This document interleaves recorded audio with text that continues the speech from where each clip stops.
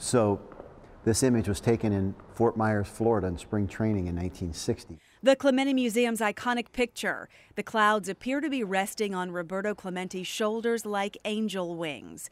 The National League MVP would later die in a plane crash delivering supplies to earthquake victims in Nicaragua.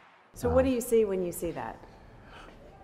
The greatest baseball image ever taken. That's the person that Roberto was. Angelic. Not only did professional photographer Duane Reeder save this magnificent photo from a never-printed negative, he also saved the building, which now houses the Clemente memorabilia. This condemned Lawrenceville firehouse coincidentally closed on New Year's Eve 1972. That's the very same day Clemente died in the plane crash. In 1994, long before Lawrenceville ever came to life, Reeder bought Engine House 25 for his photography studio. He struggled financially to keep it until he took this photo in the Steelers' locker room. Kelly Fry talked to him about it in 2006. It's a special moment that I got to be there. Steeler Nation bought so many of these photos, Reeder was able to save the firehouse and continue building his Clemente collection.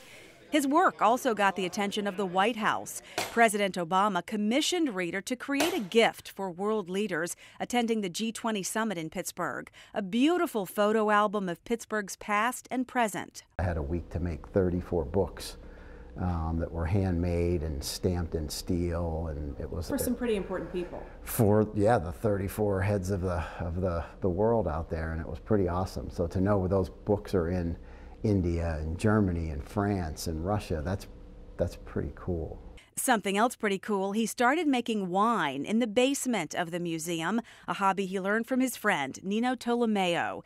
In addition to his very first supporter, actor David Conrad, his wine cellar now holds custom barrels for some big names, all helping to support the museum. Steeler Troy Polamalu, Penguin Pascal Dupuis, Steeler Franco Harris, former Pirate Sean Casey on the right there, and that's Eddie Vedder from Pearl Jam in the middle.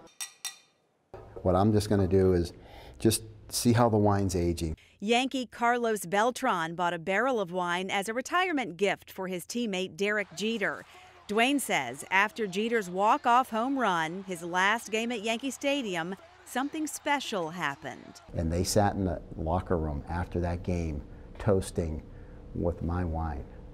And people were tweeting out about it and saying, how did you get wine into Derek Jeter's locker? And now Ariba is Duane's new venture right next door to the museum. It will be open to the public a few nights a week for wine tasting and will also sell Clemente merchandise, which is what all of this wine is helping preserve. He's the one who dies in a plane crash helping people, which puts him as the only true baseball hero. I get in trouble for saying that all the time because all the Yankee fans are like, what about Lou Gehrig and Babe Ruth?